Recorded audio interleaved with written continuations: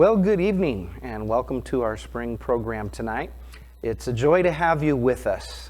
Trust that your children will show you what they've learned this year here at Calvary Christian School, and many of them have done their pieces for the State Fine Arts competition that our Christian school belongs to, an association that they were able to compete with some other children. I'd like to take just a few minutes to share the concept of using our talents or our gifts for the glory of God. The Bible tells us in 1 Peter chapter 4, verse 10, as each one has received a gift, so use it for the Lord. It goes on to say here, as good stewards of the manifold grace of God. When God gives us an ability or a gift, the purpose or the reason that he gives that to us is so that we might be able to impart that gift to other people, to make them a better person, to build them up in their walk with the Lord, to be an encouragement to them. And so I trust tonight as the children go through the program that you'll see that the teachers have invested their lives in the children and have built the children up, but then the children will also use their gifts and minister to us tonight and encourage us. And hopefully we get to see the manifold grace of God on display here tonight. Meaning the multifaceted, the fully dimensional grace of God at work in our lives. And so you as a parent have a lot to do with this. Thank you for sending your children to our school. Thank you for allowing us to invest in their lives. And we trust that you're encouraged by what you see in your children blossoming and growing and using their gifts. But you also set an example for your children in how you go about your life in being a giver and others-oriented and thinking about the gifts that God has given to you and using those for the good of other people. So as stewards of the manifold grace of God, a steward is someone that is entrusted with another person's resources to dispense or to distribute them as they see a need. And so that's what you're doing with your spiritual gifts and your talents. Now look, I'm going to turn to a passage here in Matthew chapter 25, and I know that the word talent here is not talent like as in a musical ability or an academic ability, but rather a financial term about investing money. But think about what God gave them that financial resource to do. Why did he give that talent to them? So in Matthew chapter 25, verse 22, it says that a master went on a long trip and he gave talents to his different servants. And so the story actually begins back in verse 14. The kingdom of God is like a master who goes on a long journey, and he calls his stewards to him and dispenses the different resources. And so it picks up in verse 15. Unto one he gave 5 talents, to another 2 talents, and to another 1 talent. To every man according to his several ability, and straightway took his journey. So I'm glad that God equipped me to teach, because I don't have musical talent. And God has not asked me to invest that into you, because it might drive you away if I were to try to sing. But he did give me the ability to teach, and I want to use that for his glory. And so that's according to every child's ability, to every parent's ability. Do what you can in the way that God has designed you and shaped your life to make a benefit for the kingdom of God. God knows you and has equipped you, and you can serve the Lord because he's giving you that ability or that talent. So he left, and he entrusted his stewards with those talents and expected them to go and make an increase of those financial talents that he left them. The one that was given 5, he went and he invested it and he made 5 more. The one that had 2, he went and invested it and made 2 more. But the one that only had 1 talent was ashamed of that and dug a hole and hid it. And then the master returns from the trip and he says, okay, I'm going to call my stewards in for a time of accountability. The one that had 5 and made 5 presented the additional 5 and was praised. The one who had 2 made an additional 2, came back and was praised. But the one who had just the single talent, who was ashamed of it, who had dug a hole, said, here's your original talent back. I just dug a hole and was ashamed, and I thought, well, I'll just give it back to you when you come. The Lord was very displeased with him because he did not take what he had and use it for the Lord. And so children are on different levels of ability. Some are more musical than others, but some can do acting and others cannot. But that one thing that you do have, God expects you to use it for His glory. I was very encouraged in my last opportunity that I had in a previous church. There was a believer, his talent was memorizing phone numbers. You would say it to him one time, any new person that he would meet, he'd just say, tell me your phone number. And instantaneously it was in his brain. He would send them a text, he would invite them to church, and that was one of the many talents that he had. So use the talent that God has given you. Set the example as a parent. Get involved in your local church. Hey, if you don't have a church, we would love to have you come here to Calvary. But come with the intention of investing in other people. Even if it's just one thing that you can do for the Lord.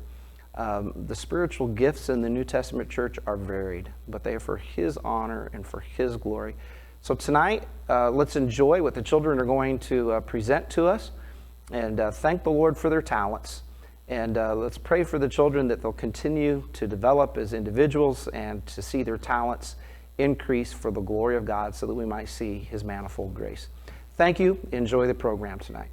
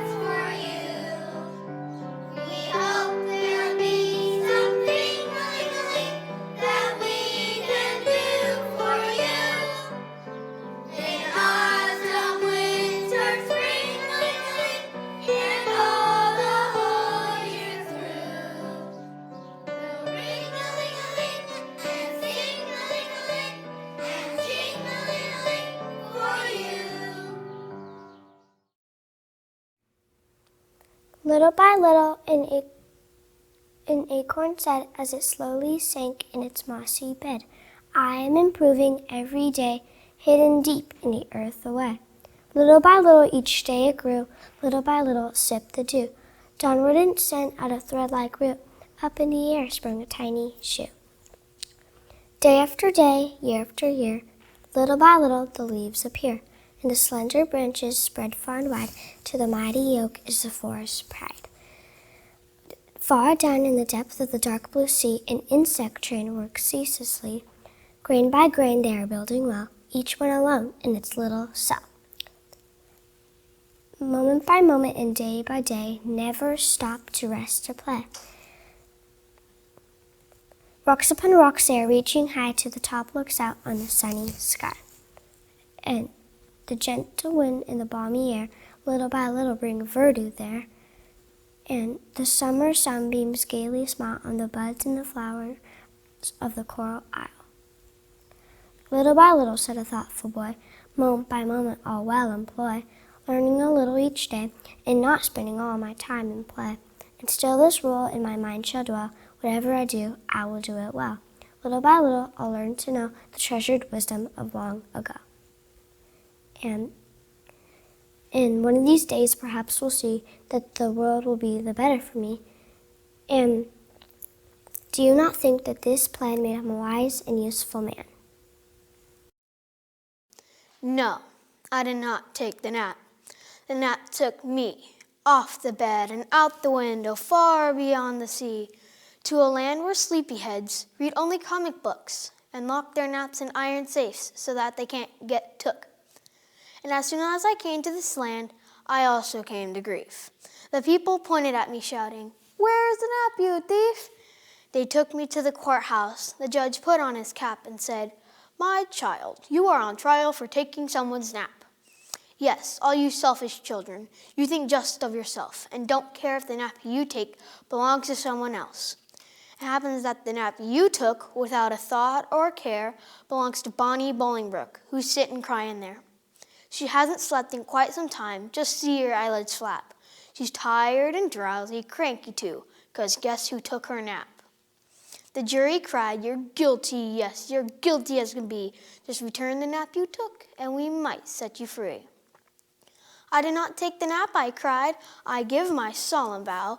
And if I took it by mistake, I do not have it now." "Oh, fiddle fudge," cried the judge. "Your record looks quite sour. Last night I see you stole a kiss. Last week you took a shower. You beat your eggs. You've whipped your cream. At work you punched the clock. You've even killed an hour or two. We've seen you tear your socks. We know you shot a basketball. You've stolen second base. And we know you're guilty from the sleep that's on your face. Go lie down on your blanket now and cry your guilty tears. I sentenced you to one long nap for 90 million years. And when the other children see this nap that never ends, no child will ever dare to take somebody's nap again." Well, here I am, applying for my very first job. Me and about 45 other people look at that man in the suit and the tie. He looks like a 30-year-old. Why would an old man like that apply as a dishwasher in a fast food restaurant? I'll never get hired if I have to compete with him. Maybe they'll tell him he's overqualified for the job. They sure won't tell me that. I only hope they don't tell me I'm underqualified. I hope they even talk to me. That's all I ask. Talk to me. Give me a chance. On the other hand, if they talk to me, they can ask me a bunch of questions I can't answer, and then I'll look like an idiot. Nobody wants to hire an idiot to wash their dishes. Not when they have the choice of 45 other people whose brains seem to be in good working order. I guess I better quit staring at people and fill out this application form. Name. I wonder if they want my real name or what everybody calls me. Probably my real name. This is a business form. They probably want my full legal name. Yuck. If I put down Francis, then everyone will call me Francis, and I won't even know they're talking to me. On the other hand, I don't really want my paychecks to be made out to Peanut.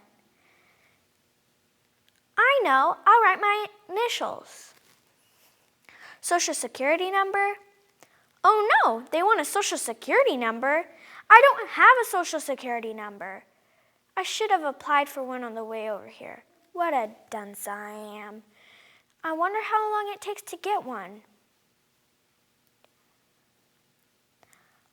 I think I'll just make up a number and write it on the application form. Who would know the difference? They can't possibly check every Social Security number to see if you're lying or not. What if I get the job and make up a number? They'll withhold me from my paychecks and put it in the wrong Social Security account. And when I'm 65 years old, I'll be poor and hungry. I'll have to eat dog food and sleep on park benches. Either that or I have to admit I lied. Wouldn't that look great? The first thing I do when I get my new job is tell the boss I lied. He'd probably fire me before I wash my first dish.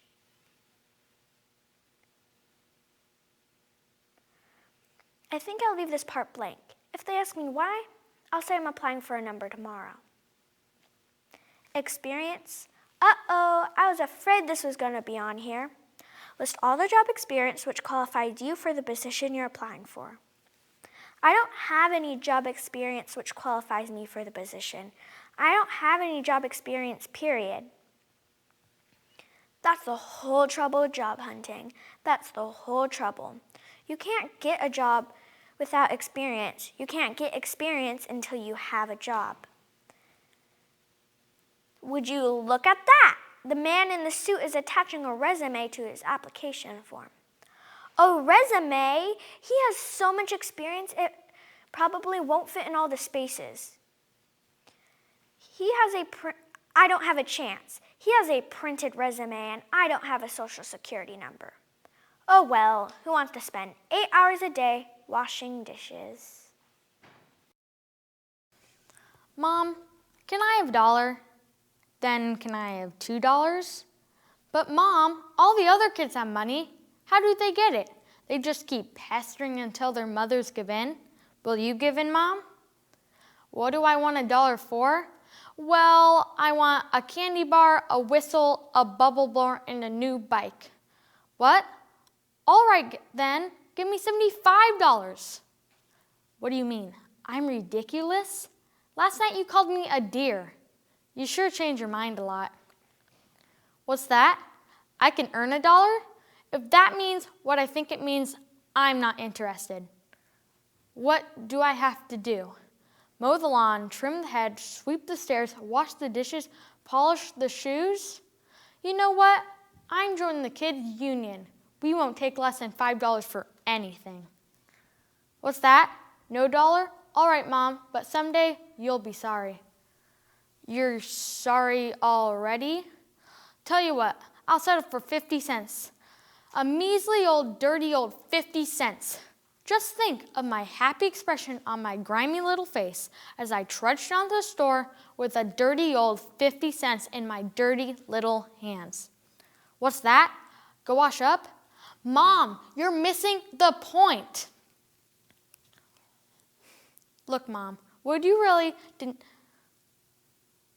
Oh, I messed that up. Tell you what, Mom. Let's settle for a quarter. Will a quarter make me happy? No, but it'll make me a little less miserable. Look, Mom, would you really deny your only son, your very own precious flesh and blood, a tiny little quarter? You would? Look, this is Monday. I promise not to ask again until Wednesday, Thursday, Friday, Saturday. How about October 2025? I could have a quarter if I promise not to spend it on reckless living. No staying up, no new clothes, no new girls, I promise. Thanks, Mom. Where I'm going to give Dad the same routine.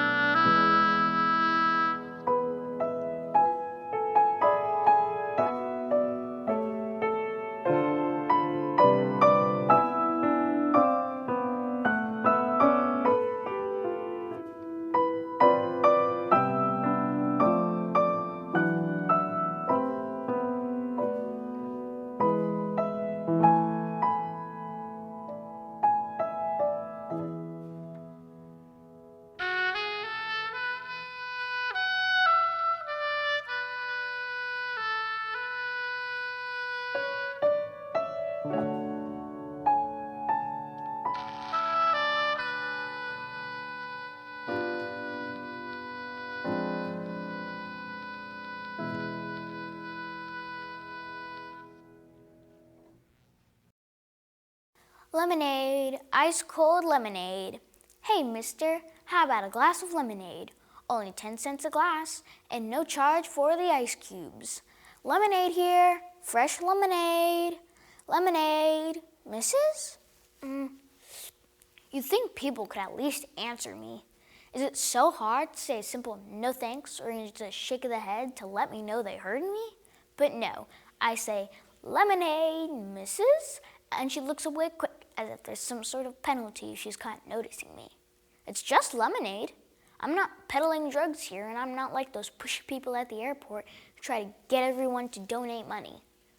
I just want to sell my lemonade before the ice melts.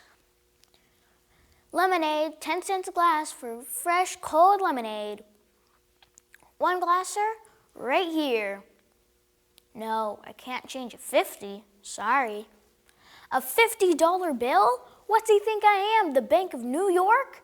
I could sell my lemonade in a month and not make 50 bucks. I have a lemonade stand here, not a savings and a loan. Too bad I don't take MasterCard. I could get one of those little signs so people know they can charge it. And when someone buys my lemonade, I could get out those pieces of paper with the carbon copies and whoosh them through the little machine. Whoosh, whoosh. Sign right here, please. Lemonade, lemonade, lemonade. Hey, Sonny, you look thirsty. Ask your mom to buy you some lemonade. Okay, so don't ask her, kids. I'm thirsty. Why isn't anybody else thirsty? I think they are. They're just scared to buy my lemonade. They think I put something weird in it or stirred it with a dirty spoon. They think they'll get sick if they drink it, and they're too afraid to take the chance. They'd rather die of thirst than be poisoned by my lemonade. Pure lemonade, no artificial ingredients, tested for quality. What I need is a gimmick. Let people think they're getting a bargain. Nobody can resist a good bargain. Half price sale on lemonade. Regularly 20 cents a glass, now only 10 cents. That's right, folks. One thin dime was a fly last. Lemonade sale here. 2 glasses for the price of 1. Bring a friend. Get both glasses for just 20 cents. No wonder so many small businesses fold each year. Everyone buys frozen lemonade at Safeway. What this lemonade stand needs is a bathroom. It's a wonder of the health department hasn't shut me down. Lemonade, last chance to buy one, get one free for pure, fresh, cheap lemonade here. All this yelling is sure hard on the throat.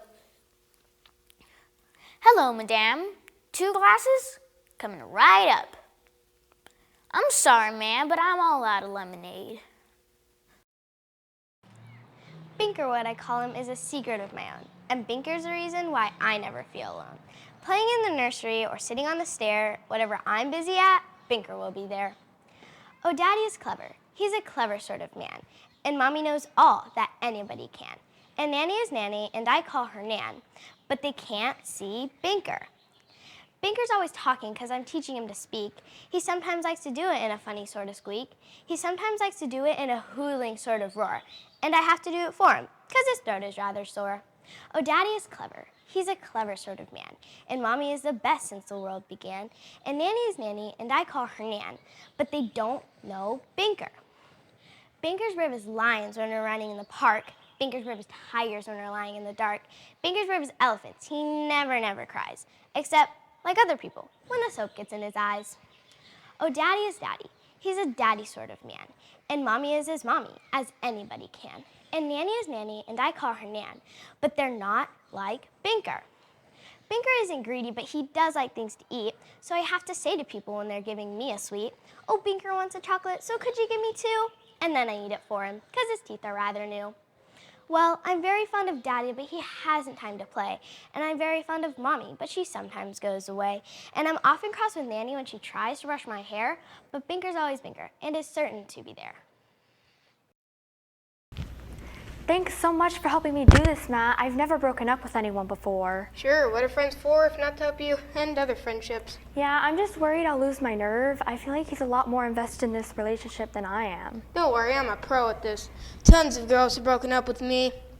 You got your earpiece in? Yeah, I do. Do you want to test it? Yeah, this is Mongoose Come-In, Heartbreaker. Okay, I need another code name. Maneater? Soul Crusher? No, you're just making me feel worse about this. I'm sorry, you beat Butterfly of Sadness. Just leave it at Butterfly. Fine, commence Operation Scarring Emotional Pain.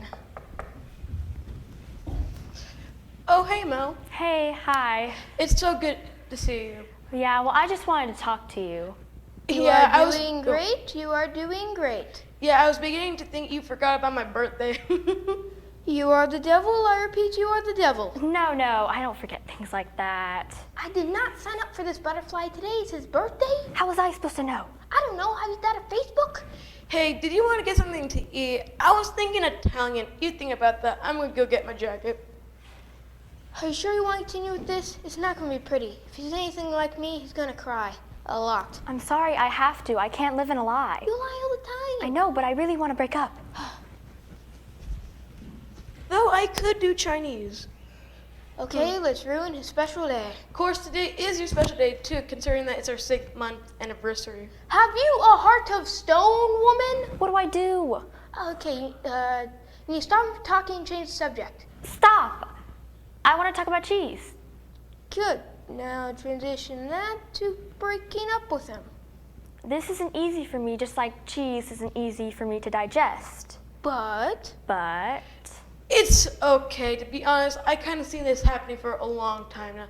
I'll just spare you the awkwardness. okay, it's gonna be a lot better now. I love you. Okay. Red alert! The L word has entered the conversation. We need to regroup. I was going to wait to give you this, but I can't no more. well, No, Butterfly, you can't let him bring out any presents. Stop this. I can't. No. What should we call him? He looks like a Toby to me. I used to have a dog named Toby. Oh, that's such an adorable name. Okay, we are losing control of this conversation, Butterfly. We need to regain. Hi, I'm Jason's mom. Hi. It's so good to finally meet you. Uh-huh. We've heard so much about you. We have engaged multiple hostiles. Matt, help me. Okay, don't worry. I'm mobilizing. Here comes the distraction. Hello, hi. I'm in the neighborhood today to rob you? Get him, Mom! Yes! Hard! Yes! That's why I always carry a brick in my purse. Man down, Butterfly. Man down. Anyway, you be good to my Jason, okay? And between you and me, the last girl he dated practically ripped his heart out. So I'm glad he's dating you now. Okay, we can still pull through on this. I mean, can you believe she broke up with him a year ago today? I mean, first of all, it was his birthday and the day his dog died. You'll never die, will you, Toby Jr.? Abort the mission. I mean, what type of sick, twisted person would do that?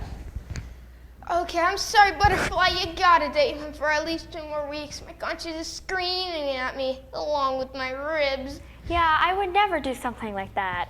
Hey, I'm just gonna go get your present and I'll be right back, okay? Okay, sure. I knew we should have done this over the phone. I require medical attention. Nicely done, everyone. Looks like Operation Stop Jason from Baking Up Mally was a huge success.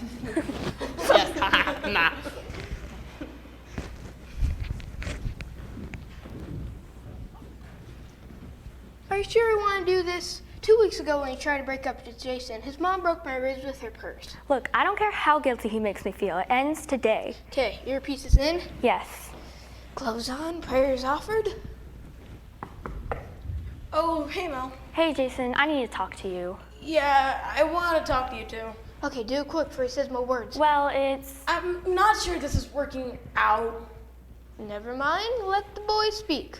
You know, I've just been thinking about it for a while now, Wait for it. and I think we should break up. Ha! Success! I'll break out the sparkling cider.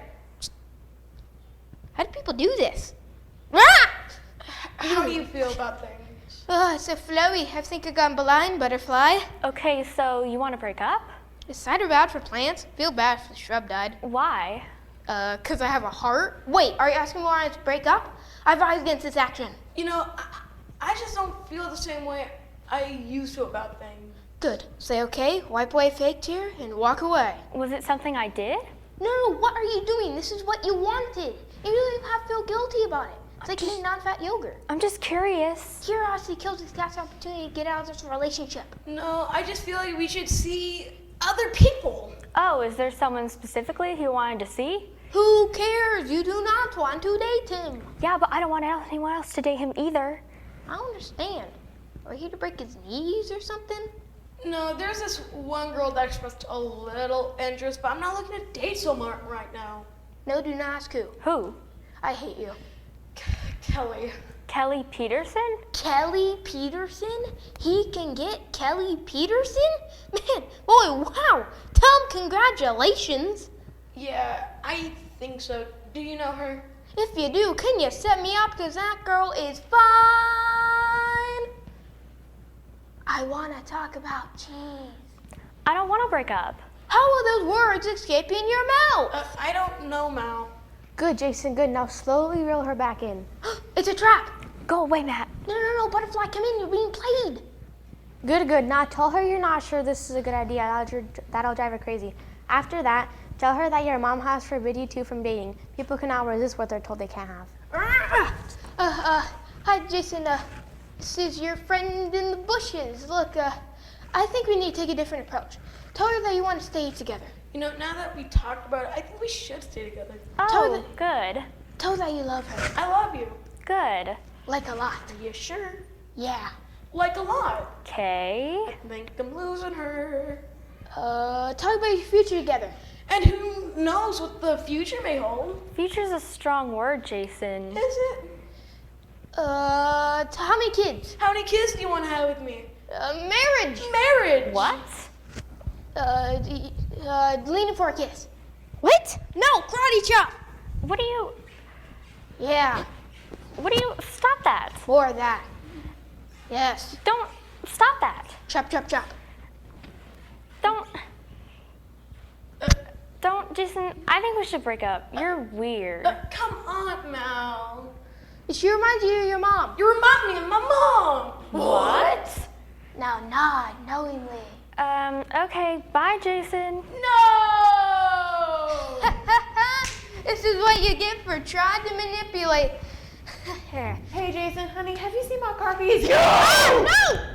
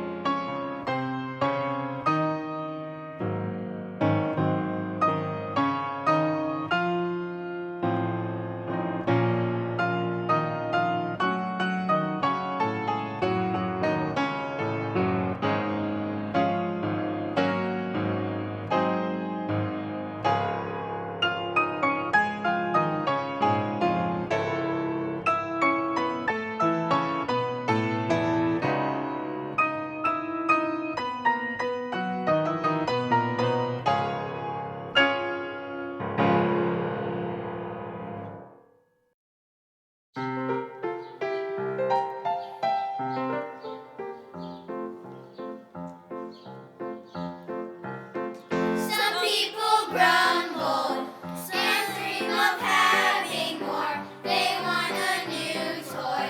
They want the dog that lives next door. If you're unhappy and everything seems wrong, you need to learn this happy song. Just catch the gratitude attitude, gratitude attitude, thanks in everything.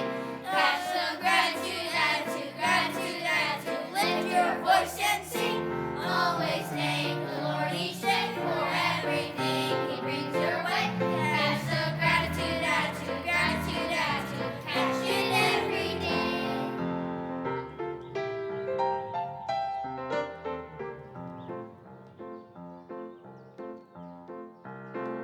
You may not have much, your supper may be cold. You may be gloomy because your clothes are 10 years old. Don't be dejected if you don't have a lot.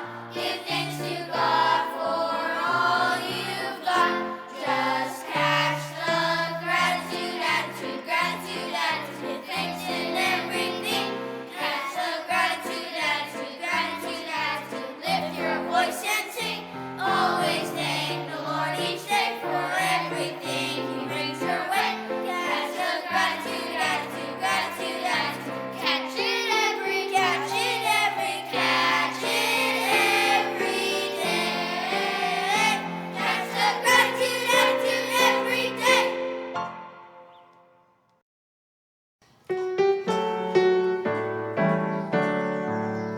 My flag is red, my flag is white, and in the corner it is blue. My flag stands for my country. I love red, white, and blue. 50 white stars shine through the blue. A star for each state, it is true. My flag stands for my country. I love red and white and blue.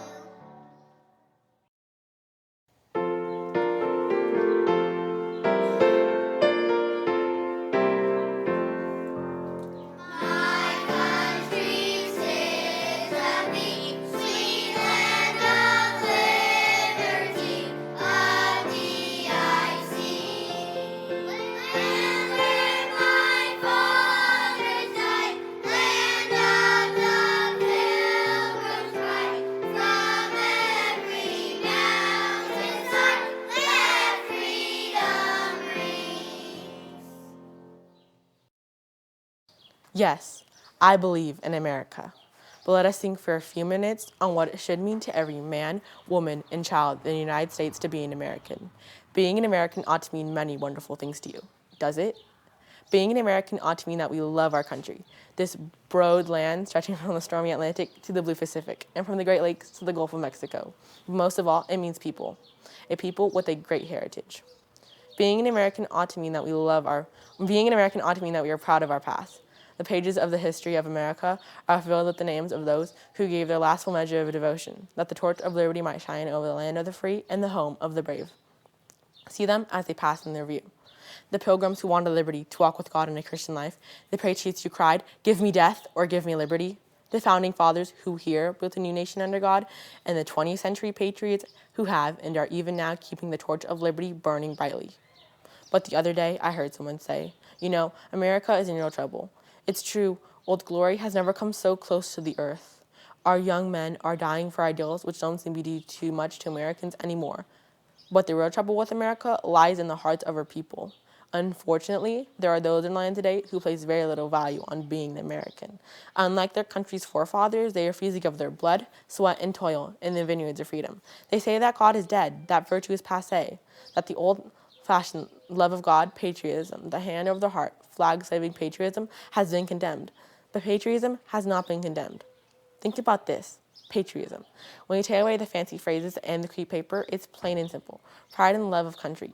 but somewhere along the way, we've lost that pride and dedication. We today need to renew our sights, take a fresh look at our country with emphasis on what it is instead of what it is not, on what it has done instead of its failures. Perhaps then we too would have a fresh insight into the meaning of our country and the reasons we have for being proud to be Americans.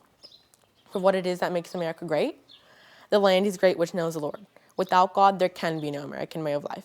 America must return to God and rely on Him, or this great nation will fall. The word of God holds out His promise to America today. If my people, which are called by my name, shall pray, humble, seek my face, and turn from their wicked ways, then will I hear them from heaven and will forgive their sin and heal their land. We must return to the principles on which our forefathers established this country. In God we trust. Yes, I believe in America, and so long as men love liberty more than life itself, so long as they treasure the priceless privileges brought with the blood of our forefathers, so long as the remnant of America is determined to honor and serve God, just so long will this continue to be a country to believe in. What then does being an American mean to you? Try this test. Lift your eyes to Old Glory and your voice to the Star-Spangled Banner. Now if a little pride filling up in you, a little mist in your eyes, thank God for you, mister. You're still an American.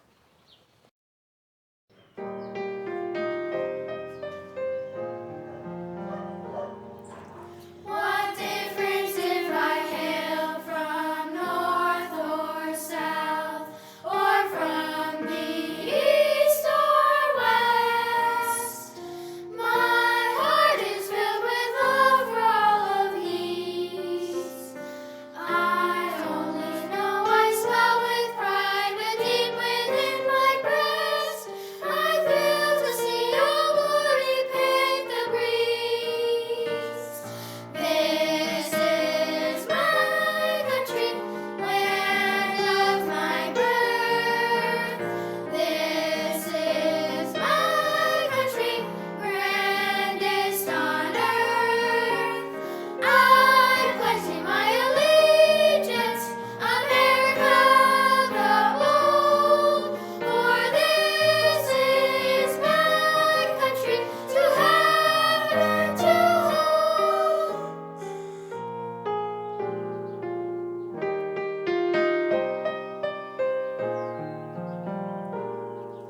With hand upon my heart, I thank the Lord for this my native land. For all I love is here within her gates. My soul is rooted deeply in the soil on which I stand. For these are my own United States. This is my country, land of my choice. This is my country, hear my proud voice. I pledge you my allegiance, America the bold. For this is my country, to have and to hold.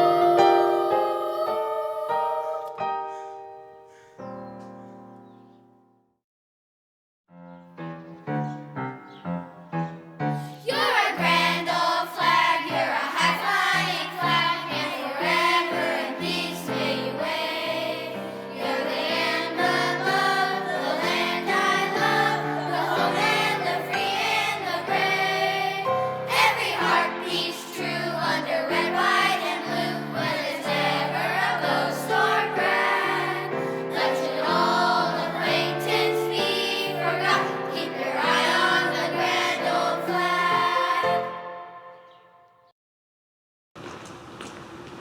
Hut, hut, hut, hut, hut, hut, hut, hut, hut. Roll. Color. Pretty set. On.